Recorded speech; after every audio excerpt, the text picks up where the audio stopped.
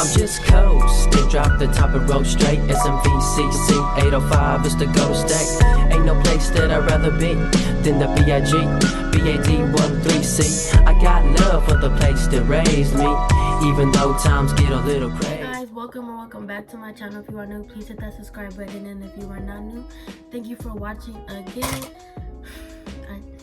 Okay.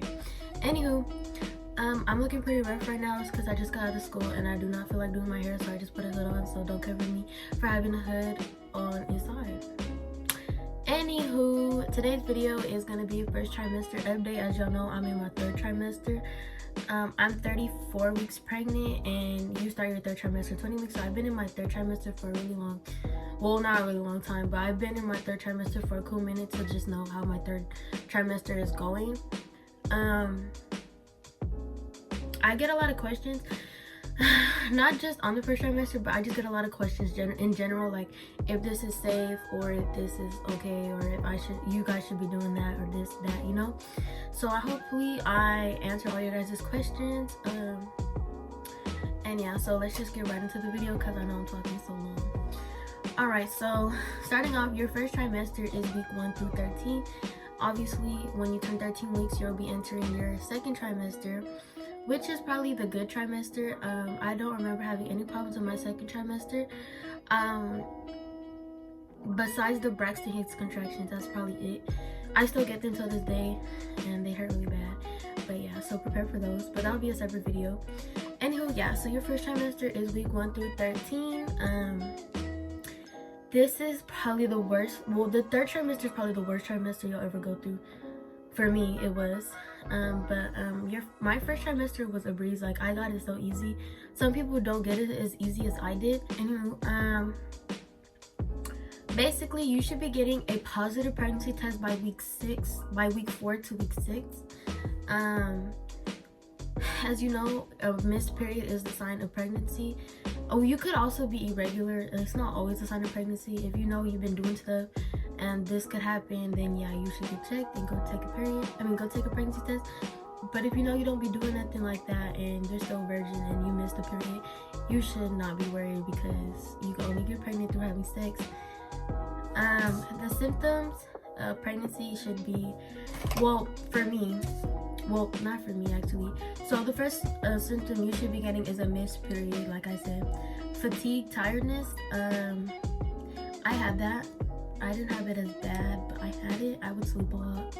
I was lazy. It's because my first trimester went really fast for me because I wasn't organized. I was occupied.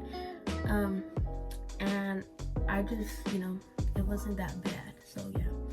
Another symptom is constipation. Constipation for me, I did not have that. I never had that. I mean, I had it in my life before, but it's like throughout my whole pregnancy, I never had it. I did feel bloated, but it's like I wasn't constipated. Nausea or morning sickness, I didn't get that either. I had it probably at least 5 times in my first trimester, and it was so bad. But I started to get it again in my third trimester. So my third trimester is when it really hit me. But morning sickness for my first trimester, I did not get it. I only got it about 3 to 5 times. And yeah. Another symptom is heartburn. I didn't get it. You could get heartburn. I'm honestly not sure if that's like an actual symptom, but I got it a couple times. I don't know if I said I didn't get it or not, but I did get it. I got it a couple times. It wasn't as bad, but I get it more towards the third trimester. So yeah. Another symptom is tender breast. I would get sore breast, obviously. I mentioned that in the beginning. That's due to hormonal changes. It's basically like your body is getting full of hormones, and that's probably why you have mood swings and mood changes and stuff. That's where it's from. That's why you have it. So yeah. And another symptom is slight cramping, abdominal cramping to be exact. You usually get it from week 1 to 4. It's because of implantation. You might have slight bleeding. I think I did have it. I think I just got a lot of discharge. That was it. Oh, that's another thing. Discharge. Your discharge increases basically, so you're getting more discharge and it's uncomfortable. So like wear a panty liner or something so it's not as uncomfortable for you. I wouldn't say wear a pad because it's not that serious, but a panty liner is fine. That's what I wear. TMI, but that's what I wear to keep the discharge from like leaking through, because that's how bad it was for me. Like, I just had it so bad. Okay, so in the first trimester, your baby is obviously growing. The baby's growth increases the more weeks like you get. The baby grows more. I don't know if that makes sense, but like, so obviously I'm 34 weeks, so I am more bigger. Like, my baby's more bigger than a 16-week-old baby or a 15-week-old baby, you know. Your baby is growing bones. By week 6, I wrote all this down, that's what I'm looking. By week 6, the baby should grow arms and legs and fingers, and also toes. So they're basically going, they keep growing their body. They're growing their body parts week 5 to week 6. It's not really hair, but it's called peach fuzz. It's just the particles. Is it particles? I don't know if it's particles. It begins to form. It's not actually there, like you won't see it or anything, but it's like peach fuzz. So yeah.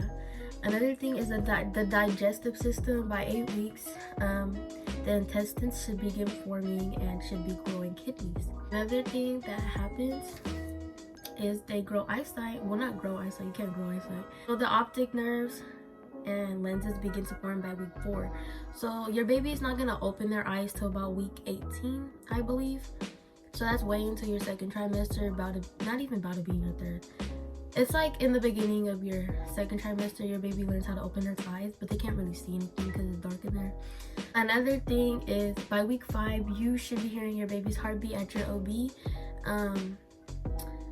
I remember when I went in, I was 5 weeks and they couldn't do an ultrasound because they said the baby was too tiny. So they were like, yeah, we can't do one because we're not gonna really see anything. The heartbeat's not strong enough yet, so they can't really do anything about that. So I just waited until I was about 13 weeks to get an ultrasound, and I heard the baby's heartbeat and everything. It was fine. So also, the brain is functioning. By week 8, the baby's brain will be developing so they can start moving. Okay, so like I said, how they barely have like how their bodies are so tiny and they have little like flippers or whatever, I don't know, but their little arms and legs, like their body, like, you know how our body tells us to move our hand and we'll move our hand, like it's like that. So I think it's a nervous system, I don't know, I'm not sure, but yeah. And also they start developing a sense of taste. So whatever you're eating, your baby's eating, obviously, because I don't know if it goes with the umbilical cord, I'm not sure, but I think it's the nutrition that they need. So yeah. So now let's talk about you, what you might be going through. Let's say, okay, so you're gonna be gaining weight, obviously. When I didn't know, well, before I was pregnant, I was 103 pounds, I believe, and to right now, I'm 145. So I gained like probably at least 40 pounds. I gained at least 40 pounds, 42, I think. I gained 42 pounds, and that's kind of a lot. But you can't like stop yourself from getting so much weight. And I know people get like, they're like, oh, I'm scared to gain weight, or I don't want to look fat after pregnancy. I can't say I didn't look fat after pregnancy because I'm not done yet, but I'll for surely update you guys. Anywho, yeah, some people really do bounce back to their bodies like really fast. Like me, knowing how skinny I was, like, I'll put a picture just so y'all can see how skinny I was. I was so skinny, and now I'm just really big and chunky, and I have a lot of meat on me. Like, my face is so fat right now, and it's called water weight, I believe. That's what the doctors have told me. They said that the pounds that I have gained is not because of like me eating, it's because of the baby, and it's because of my water weight. Obviously, I just drink a lot of fluids, and I don't know if that's bad or not, but obviously it feels bad. They would have said something. But yeah, so don't be scared about gaining weight, because everyone gains weight, and it's not like people are gonna shame you for your body. Like, you just had a baby, or you're pregnant, obviously you're gonna look big. The people who aren't gaining weight, don't worry. Some people do lose weight due to the what is it called, the morning sickness, because obviously you're throwing up every morning, and it's like sometimes you're not even throwing up anything at that fact. You're not throwing up anything. And it's just like so crazy how like you just lose weight, but that should change in the second trimester. That's when you should really start gaining weight. So yeah, also for me, I started getting really chunky in my face. That also has to do with weight gain. I actually had swollen feet in the beginning of like the first trimester. I don't know if that was normal or not. I went to the hospital, so they said it was fine. I had nothing to worry about, but still,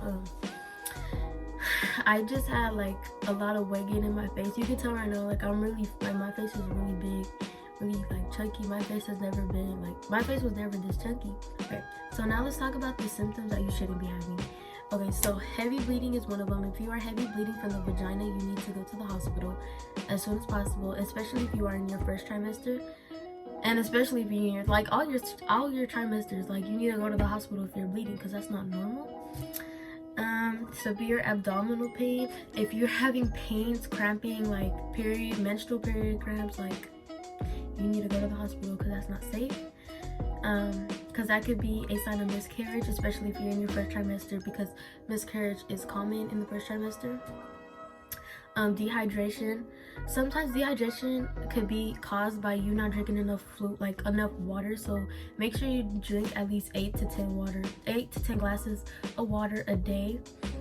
Me personally, I'm not gonna say I follow that rule because I don't. I probably drink at least 3 water bottles a day, and it's not bad, but I'm still getting enough fluid. So try to drink water. Stop drinking soda. Stop drinking sugar drinks because it's really bad. I'm not saying I don't do that. Like I really am not healthy at all, but I take my prenatal, so that's what really helps me.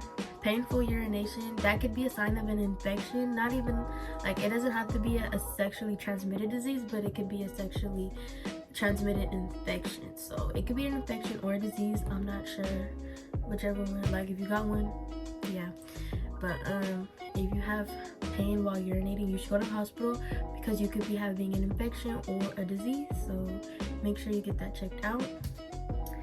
Another one is a fever. If you have a fever over 105 or just a fever in general and you know you're not sick, then you need to go to the hospital. Another one is severe puffiness or like swollen, like you're getting swollen in your hands or like in your feet or in your face or in your eyes, you know, anywhere.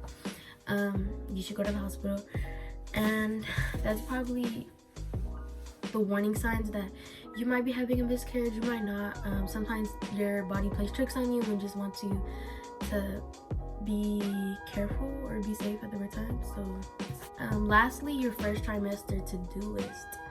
You want to take your prenatals or any other medication that your doctor gives you. They're really important to take, especially if you're like me and you're lacking iron and you have iron pills. Make sure you take those because they really help. My hemoglobin was at an 8 and I jumped to a 16 just by taking 2 pills a day. That's if your iron is low. If you don't have anemia, then I suggest you don't take those pills because you don't need them. Make an appointment with your midwife or your OB.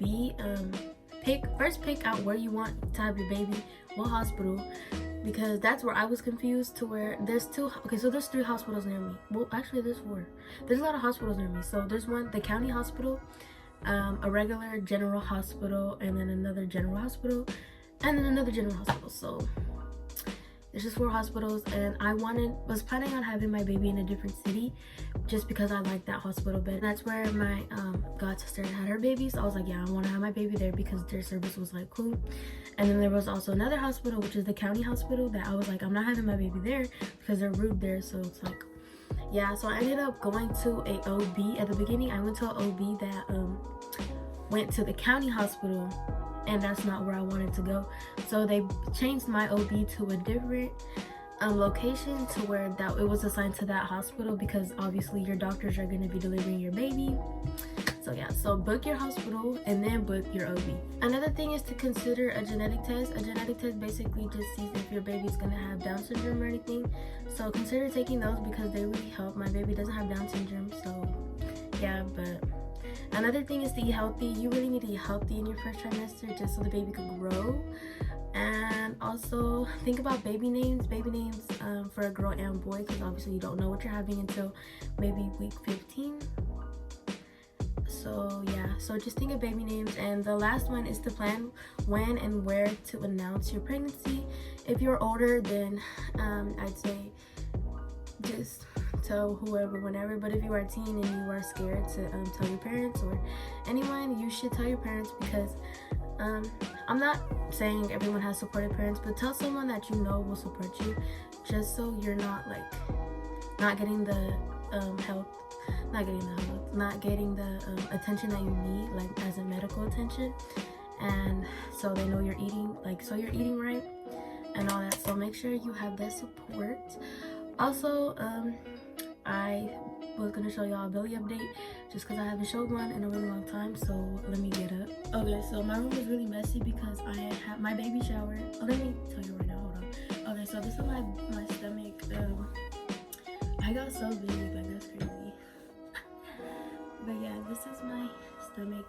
I got my line already. It's pretty dark. My stomach is, my belly button is not pitched out yet though, so yeah. Okay, so like I said, my room is really messy because the baby shower is next weekend. Not this week, but the next week. So I will be vlogging that, and I will be doing 2 separate videos on what I got. So I'll be doing a haul, and then I'll be doing the vlog.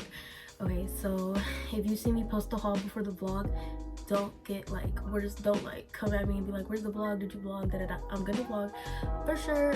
So yeah, that's it for this video. Give it a like, subscribe, comment, let me know what you guys want to see next, and I'll make it happen. Thank you for watching.